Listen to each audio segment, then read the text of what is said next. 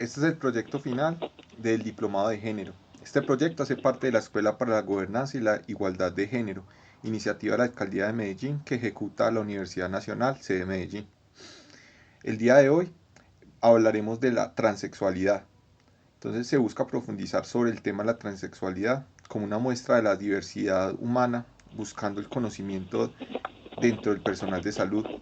Se entrevistará a un experto en el tema, como es el doctor Juan David Cañaveral, sexólogo, quien brindará la visión de un profesional que en su día a día trabaja con población trans. Doctor, buenas tardes. Doctor, ¿puede realizar una pequeña presentación suya? Como dice, mi nombre es Juan David Cañaveral Orozco, soy médico egresado de la Universidad de Caldas en el 2013 y actualmente, o bueno, recientemente tengo el grado de sexólogo clínico también de la Universidad de Caldas. Durante mi proceso de formación, pues como especialista, estoy muy interesado en todo el tema del abordaje o el cuidado de las personas transexuales desde una perspectiva biopsicosocial, porque pues en muchas ocasiones cuando pensamos en personas transexuales pensamos meramente como en las intervenciones médicas sobre el cuerpo o incluso pues las intervenciones que pueden ser más empíricas sobre el cuerpo en el proceso de afirmación de género, pero bueno, mi interés un poco más allá. Mi proyecto de investigación justamente pues para obtener el título de sexólogo clínico tuvo que ver justamente con eso, que es con el estado de salud de las personas transexuales que tienen asistencia médica y las que no la tienen, teniendo muy presente pues también en el marco de referencia el enfoque de estrés y resiliencia en las minorías de género.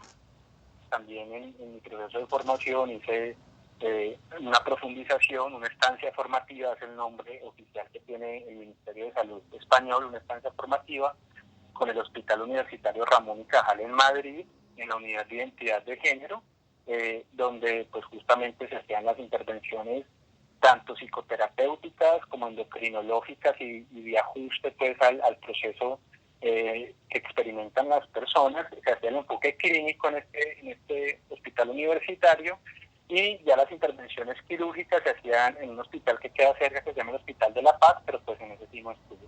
Entonces es un poco pues como mi presentación. Bueno, doctor, muchas gracias. Doctor, entonces vamos a pasar a una serie de preguntas. Listo. Se observa que la infancia y juventud trans han sido patologizadas durante décadas, mientras que en la actualidad su comportamiento está recibiendo nuevos significados al concebirlo como una muestra de la diversidad misma de las personas, según refiere Raquel Platero en su libro Transexualidades. Bueno, según este cambio de paradigma, ¿cuál es el papel de la medicina en esta nueva visión? Bueno, mira que es muy interesante y es un poco lo que se está viendo como en tendencia acerca pues, de los aspectos más epidemiológicos de la transexualidad, y es como en estas nuevas generaciones un mayor entendimiento de lo que es la transexualidad, mayor difusión en temas, por ejemplo, de redes sociales, de conocimiento mediático, podríamos decir, ¿cierto? Entonces eso ha abierto como la puerta tal vez a que las personas que sienten este desconfort o esta no concordancia de su sexo asignado al nacer con su identidad de género, pues se pueden sentir identificadas. Sin embargo, aquí también, y específicamente con lo que tú estabas haciendo el llamado acá, que es el tema de niños y adolescentes, es muy importante tener presente que en los niños no hablamos de transexualidad, sino que hablamos de una incongruencia en la identidad de género y tal vez de comportamientos de género cruzado.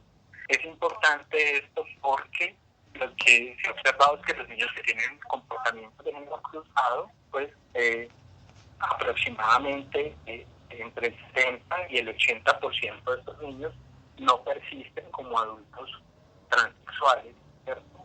Solamente entre un 20, máximo un 40%, dependiendo del estudio que revisan, pues vas a encontrar que esa incongruencia en identidad de género, estos comportamientos de género cruzados en los niños, pues van a persistir como una disforia de género, como una incongruencia en identidad de género en el adulto.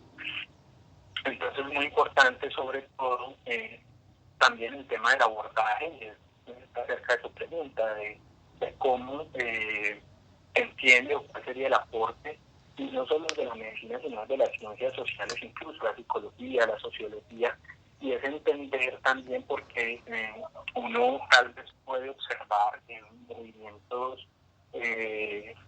tal vez más de activismo o de padres, etcétera, como a veces se lo entiendo como una presión incluso que puede ser incluso hasta una presión con los niños cuando un niño manifiesta un comportamiento de género cruzado y sus papás de una cambian el cuarto, ya todo pues, ya comportamientos de género muy estereotipados, ¿no? Entonces, rosado, pues si es la niña trans o azul. Creo que también ahí el llamado o la intervención sería frente a esta, digamos, ante esta nueva o más visible identificación de niños y adolescentes, es un llamado también como a la intervención y afirmación, porque van a ser intervenciones de afirmación, pero llamando también desde la prudencia, ¿no?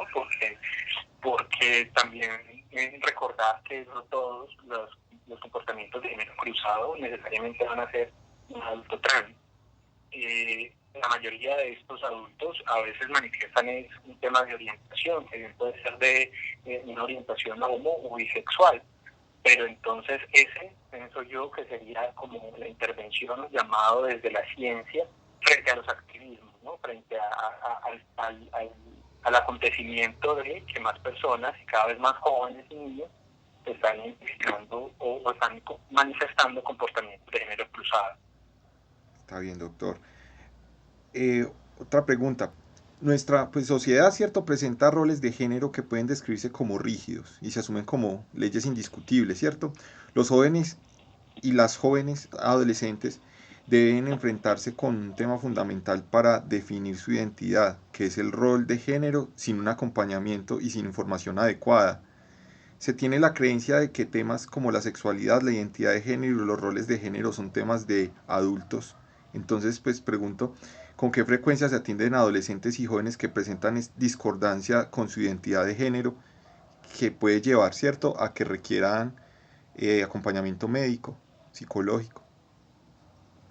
Vale, no, mira que es cierto, cada vez en la consulta uno observa o ve que hay más niños y adolescentes consultando, desde ahorita por comportamiento de género cruzado, por incongruencia en identidad de género, cada vez es más frecuente y cada vez también se hace más visible, bueno, obviamente en el momento en que una persona empieza a explorar sus comportamientos de género, a fluir en el género tal vez, eso es un tema también familiar, ¿no? Cuando se habla de la familia, estamos hablando de niños, de adolescentes, pues a sus papás, a sus hermanos, tal vez es enfrentarse a algo desconocido, incluso por el planteamiento que hiciste al comienzo, que nuestra sociedad tiene comportamientos de género muy rígidos. Entonces, solamente si es un niño un poco más, no es rudo, si no es un niño rudo, si no es un niño que juegue fútbol, incluso, porque está tan estereotipado en nuestra sociedad un niño que no juegue fútbol, sino que prefiera otras cosas o prefiera, no sé, la danza, se le va a entrar a cuestionar el género. Entonces, en ese sentido, alguna vez leía de una antropóloga que nuestra sociedad, tal vez con ideas judio-cristianas tan rígidas y que luego de la religión pasaron a ser traducidas a la medicina como enfermedad y luego incluso a las leyes como ilegal, que el tema de la identidad, de la orientación en algún momento fue un tema ilegal incluso, que entendemos nuestra sociedad de una manera muy, muy, muy rígida. Entonces, pero aquí también, en esta pregunta aprovecho porque es el acompañamiento también a las familias de estos chicos empiezan a explorar en el género en el cual se sienten más cómodos, porque incluso desde el planteamiento de tu pregunta también pudiera ser que una persona finalmente no se identificara un chico asignado hombre al nacer, por sus genitales no se identificara como una mujer trans,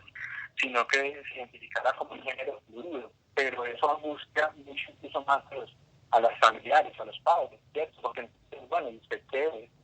Si no es un hombre, entonces es una mujer. Entonces, o sea, justamente por eso, porque por la rigidez con la que entendemos los roles de género, entonces se encuentra uno en la consulta, primero a padres muy angustiados, ¿cierto? Y segundo, a veces cuando estos padres entran incluso bueno, que lo alcancé a conocer, y te lo digo pues por la experiencia que tal vez he tenido con padres de chicos, y es cuando entran a alguna sociedad pues de activismo, que incluso hay como alguna presión, ¿no?, de llevar el tránsito ya de este adolescente. Bueno, entonces hagámosle y las intervenciones y no sé qué, y a veces los adolescentes me han manifestado, no, yo tal vez no estoy tan segura de esperarme, o tal vez no estoy tan segura de si me identifico plenamente como una mujer, si lo que quiero es fluir entre los géneros. Y ahí es donde ciertas formas de activismo, y es un punto importante para la reflexión, ciertas formas, o sea, el activismo, ciertas formas de activismo tampoco son del todo inocuas para las personas. Hay activismos que tienen que ser malos activismos, o incluso para que pueden lesionar la autoestima. Recuerdo mucho de una chica trans de las que atendíamos en Manizales, donde en un grupo que estaba, le dijeron, bueno, ella se había planteado que no quería la cirugía, y la lideresa de este grupo es una mujer asignada, que ha llegado hasta la clínica, y le dice, bueno, si usted no se opera, pero realmente no es una mujer, y esto le generó mucho desconfort a esta persona, y aumentó pues como todo su sentimiento de discordia. Incluso lo recuerdo porque esta chica en algún momento, si bien su identidad de género era de una mujer, ella tenía relaciones penetrativas. Entonces ella utilizaba su pene para penetrar a su pareja, que era un hombre trans. Entonces es entender que la complejidad de este tema va mucho más allá de simplemente una intervención, bien sea quirúrgica, bien sea hormonal, es justamente eso. Doctor, una pregunta. ¿Desde qué edad se puede diagnosticar disforia de género? Bueno, mira, en los chicos estamos hablando, como te decía ahorita, de una incongruencia en la identidad de género, y digamos que el punto de inflexión, o lo que marca mucho el diagnóstico, es la pubertad. Si este sentimiento de incongruencia de género es consistente, insistente, persistente, y aumentan los síntomas con los cambios puberales, entonces podemos hablar que estamos ante un diagnóstico de una incongruencia de identidad de género, una disforia de género, ¿cierto? Entonces, generalmente estos diagnósticos se hacen en chicos adolescentes, cuando incluso todos sus sentimientos de disforia aumentan pues con la pubertad, y es en este momento, cuando estamos en el estadio de Tanner 2, donde se hacen las intervenciones para el bloqueo puberal, por ejemplo. Entonces, si en niños no hablamos de transexualidad, hablamos de una incongruencia en la identidad de género. Bueno, doctor, yo le voy a preguntar, cuando hablamos de Tanner 2, estamos hablando de un momento en la pubertad. En el desarrollo puberal, sí. Muy bien. En este momento es donde comenzamos las intervenciones, como el utilizar los bloqueantes de la pubertad, los análogos de la GnRH. Entonces estamos hablando, pero el Tanner 2, pues, mira que es un Tanner, un crecimiento testicular de 4 milímetros, y la gemación pues del botón mamario. Entonces estamos hablando de estos cambios pues cuando están comenzando, cuando comienza la menstruación, por ejemplo, en el tema de los chicos trans, que llega a ser muy impactante. Cuando estos cambios, decía, son insistentes, consistentes y persistentes, y aumentan con los cambios puberales, ahí es donde ya empezamos a hablar, o podemos empezar a decir que probablemente esta sea una persona trans, una persona pues que probablemente va a tener una disforia de género. Muy bien. Entonces, esta incongruencia de identidad de género puede acompañar a la disforia de género. ¿Me hago entender? Sí, sí, claro, Hasta- estamos hablando de cosas diferentes, ¿cierto? Sí, Y como lo tiene incluso o como lo pretendía el DSM-5 en algún momento, establecer que la disforia de género era ese sentimiento de malestar que se puede generar por la incongruencia entre el sexo asignado al nacer y la identidad de género, pero muchas personas trans pueden no tener una disforia de género, y eso es muy importante tenerlo en cuenta. O sea, eh, muchas personas trans pueden no generar disforia con sus genitales, pueden no generar disforia con características corporales, y eso no cambia la identidad de género que tienen. Es que justamente es la definición de identidad de género, es un sentimiento íntimo, profundo de ser un hombre, una mujer o una categoría diferente a hombre-mujer. Entonces, ahí hay un bache en el tema del DSM-5 que pretendió no ser patologizante. Sin embargo, en sistemas de salud como el nuestro, es obligatorio pues hacer este diagnóstico para que las personas puedan acceder a intervenciones o a procedimientos o acompañamiento psicoterapéutico. Es necesario colocarles este rótulo. Entonces, eh, sigue siendo el argumento de la disforia de género un argumento patologizador. claro. Bueno, doctor, ahorita hablando pues del el acceso al sistema de salud que tiene que ver con la reasignación del sexo, el protocolo, ¿cierto? De la reasignación de sexo, de la reafirmación de género. ¿Puede mencionarme Uh-huh. qué protocolo pues manejan ustedes? Protocolos internacionales que existen. Eh, bueno, primero decir que esto realmente es un campo, un campo de la ciencia del conocimiento, que es un campo emergente. Las investigaciones están aproximadamente de la década de los 70, 80 hacia acá. Entonces es un campo emergente, es un campo que se ha hecho mucho tratando pues de el máximo bienestar de las intervenciones, sobre todo endocrinológicas, con las personas trans. Sin embargo, hay que tener esa salvedad, es un campo emergente. Existen en el mundo dos entidades grandes que, digamos, de alguna manera hacen lineamientos para el cuidado de las personas transexuales en el tema de intervenciones médicas, es decir, intervenciones endocrinológicas o intervenciones quirúrgicas. Y son las guías de la Sociedad Endocrina, que es un conglomerado de sociedades endocrinas a nivel mundial, la Sociedad Americana de Endocrinología, la Sociedad Pediátrica Endocrinológica Americana, la Sociedad Europea de Endocrinología, etcétera. Un conglomerado de sociedades endocrinológicas. Ellos expiden unos lineamientos. El último es el del 2017, el de la Sociedad Endocrinológica. El otro grande protocolo que existe es el de la WPATH, la Sociedad Mundial para el Cuidado de Personas Transexuales, y la Sociedad Mundial de Profesionales. Ellos piden unos estándares, se llaman los Standard of Care o los estándares de cuidado. La última versión es la séptima, que es del 2012, y anunciaron pues que próximamente estaría la octava. Y estos son como las guías internacionales, sobre todo en el manejo, como te decía, de temas endocrinológicos, y se plantean los criterios de intervención quirúrgica. Sin embargo, y ha sido una preocupación constante en el tema quirúrgico, incluso lo leí alguna vez en un artículo, es un poco como el oeste salvaje.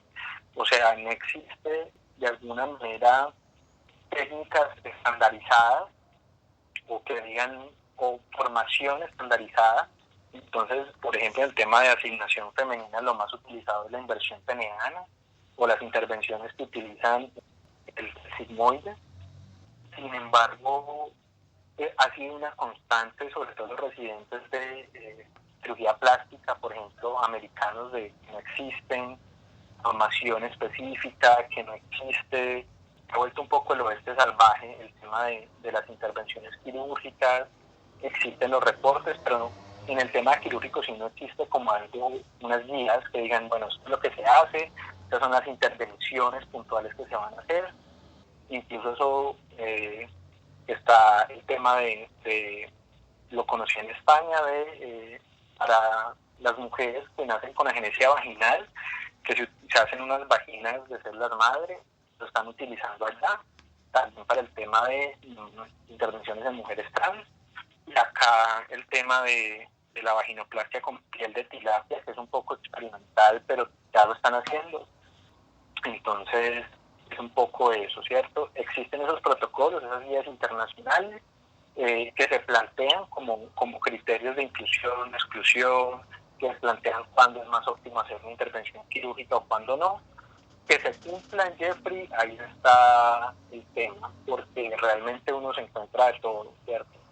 Y como te decía, en las intervenciones quirúrgicas se ha vuelto, como decía el artículo, como lo salvaje. Sí, lo que vemos es que aún falta mucho por profundizar en esta temática y más en el sistema de salud colombiano. Pues todavía, como Sí. lo dice, tener que colocar un diagnóstico para sustentar, ¿cierto? Todo el Ya que acompañamiento. eso me pareció súper interesante comparando pues un sistema de salud con el otro y es, bueno, en España cada comunidad autónoma tiene su sistema de salud, ¿cierto? Entonces para la comunidad autónoma de Madrid y para otras comunidades en España tú no puedes hacer el diagnóstico de la identidad de género. Se considera o es algo irrespetuoso que tú entres a diagnosticar la identidad de género de alguien, porque tú no puedes ser como el juez que dice, ah, sí, tú eres una mujer, no. Por parte de la misma definición, es que es un sentimiento íntimo y profundo de ser un hombre o una mujer, independiente de mis genitales o de quien me guste.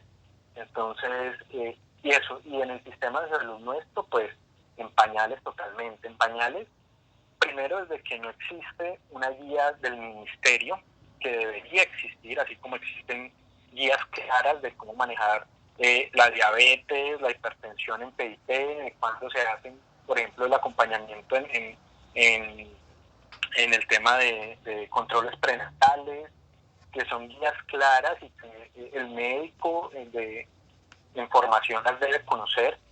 Entonces, primero, no existen guías del ministerio. Segundo, no existen guías en las IPS o rutas de atención claras que sepan qué van a hacer con una persona o un consultante trans que tienen, ¿cierto? ¿Quién es el que lo debe ver?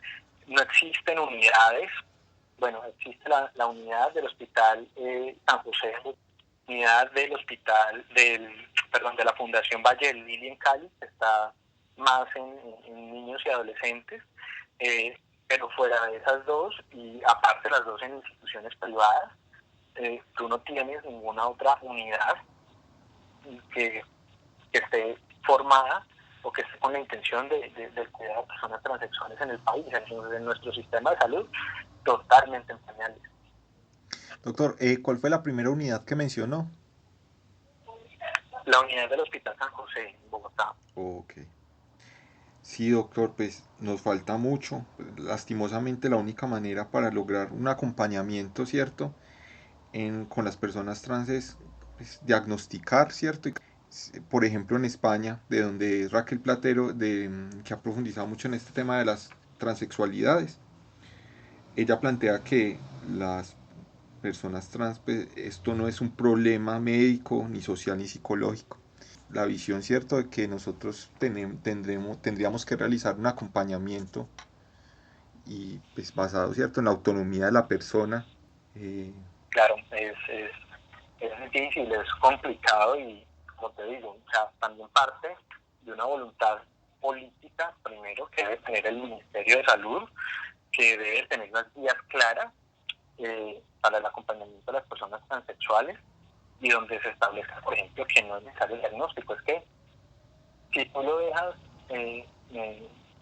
como lo plantea el sistema de salud colombiano, a un diagnóstico que debe hacer un médico, pues bueno, ahí vas a encontrar muchas trabas, porque entonces vas a encontrar, o sea, no, no el hecho de tener un título de médico es ser una persona respetuosa, primero, porque me lo he encontrado, incluso yo en mi práctica como médico general, lo encontré muchísimas veces con muchísimos compañeros. Una visión sesgada, y más de estos temas de sexualidad que causan ampolla porque te tocan el tema de tus creencias religiosas porque te tocan y claro, si tú lo dejas entonces a la voluntad del criterio diagnóstico del clínico, pues de ahí partes de una gran subjetividad y de si esta persona si quiere o no quiere, o si te va a ver como un enfermo o no te va a ver como un enfermo. Entonces sí considero que sería necesario que se establezcan unas guías y parte de la voluntad política del Ministerio de Salud. Porque en la medida en que se logre, cierto, unas guías claras que las personas puedan respetar, enfrentando todo este Claro, problema de transfobia, y que que fueran unas guías que, que, que se le enseñaran también al médico general. O sea, así como tú ves las guías de la diabetes o de diabetes en PIP, de hipertensión en PIP para los programas de cuidado cardiovascular, o como ves las guías de control prenatal, así deberías tener unas guías de cuidado del paciente trans y que todos estuvieran familiarizados. Porque también el desconocimiento, ¿no? Una cosa puede ser los prejuicios, pero otra cosa también es el desconocimiento. Claro, si el médico que nunca ha visto tampoco una persona trans tiene que enfrentarse ante esta situación, pues no va a tener las herramientas necesarias, ¿cierto? claro, Vale, fue, Jeffrey, no, con muchísimo gusto. acabamos de escuchar al doctor Juan David Cañaveral, sexólogo, quien nos brindó su visión acerca de la situación de la disforia de género, la incongruencia de género y el manejo de las personas transexuales. Esperamos que esta información sea un aporte de conocimiento. Muchas gracias por su atención. Hasta la próxima.